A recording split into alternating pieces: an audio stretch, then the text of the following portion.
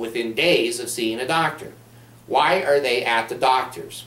All the same reason. Upper respiratory infections, okay? A cold, an ear infection, sore throat, hopefully not strep. Why would that make the baby more susceptible to sudden infant death?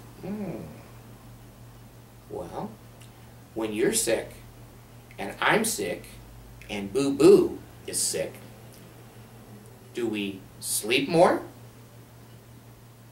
Yeah, we do.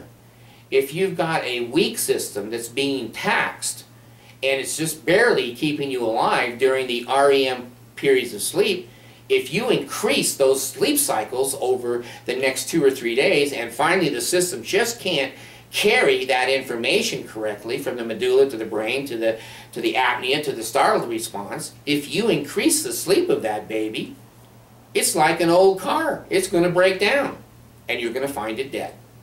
That's the reason we see higher statistics of a baby going to the doctor, because the baby is sick.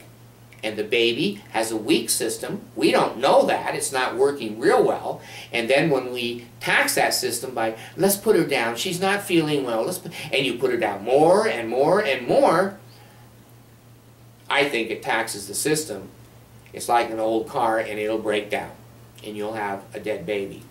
Now, if there's anything I can leave with hope, with my children, after I put this theory together, and I wrote a little book on it, it never got published, but I have it to prove that these are the things I said 30 years ago. I always overstimulated my children. I played with them a lot. I never left the light off in their room. When that baby looks around the room, it's picking up information. When it's in the dark, it can't see anything. Yeah, it's more convenient to you because the baby goes to sleep.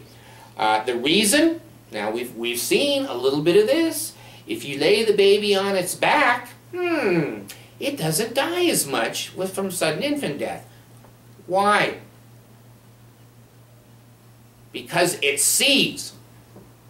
It looks around and it's picking up sensory input even as it's laying in bed.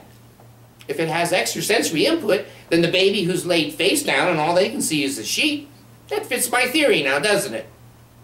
It's one thing that we found. If you lay them on their back, they look around, they think, they see things. If they're over the 4th month, it's, you know, they can see a skylight, they can see a light, they can see a mobile, which you've hung in their bed.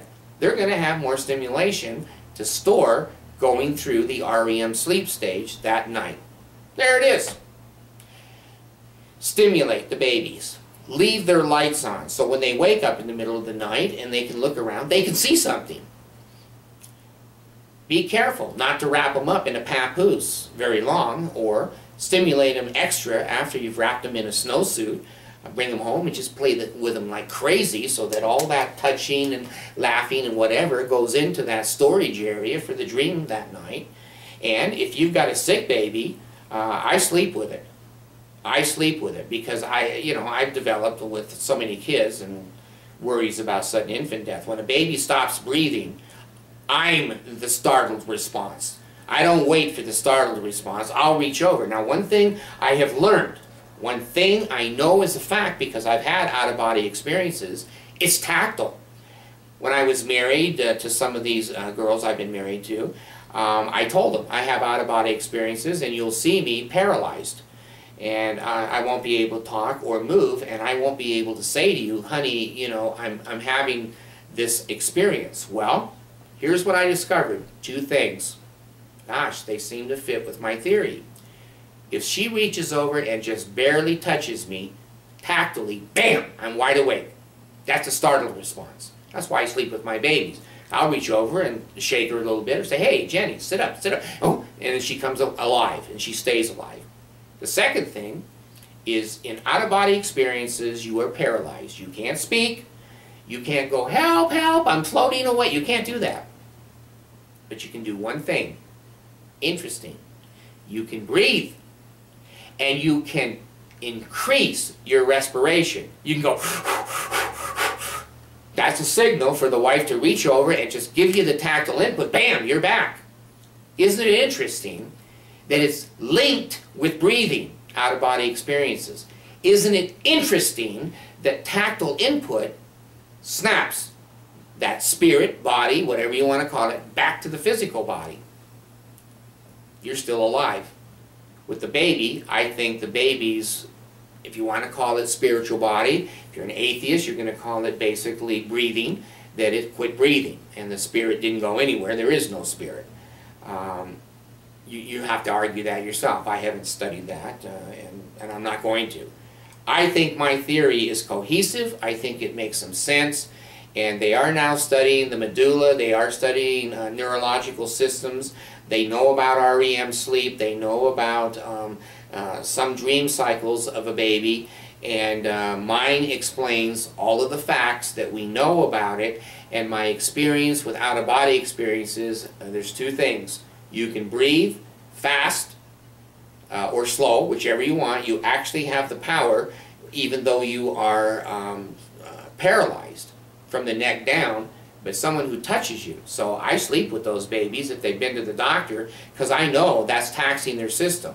And I sleep very light, and I can hear her, and when she goes into apnea, I don't wait for that startle response. I just reach over and touch her. Bam, she's wide awake.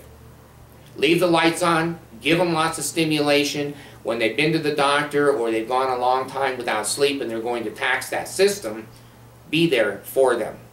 It's not your fault, but we do what we can do because we love those little ones and we don't want to have the tragedy in a family. So there's my presentation on sudden infant death. Look it up on the internet, read some good books, take a look at sensory deprivation, take a look at REM sleep, take a look at breathing, take a look at apnea. You have to bring all that together to make it currently fit. Thank you very much. Appreciate you.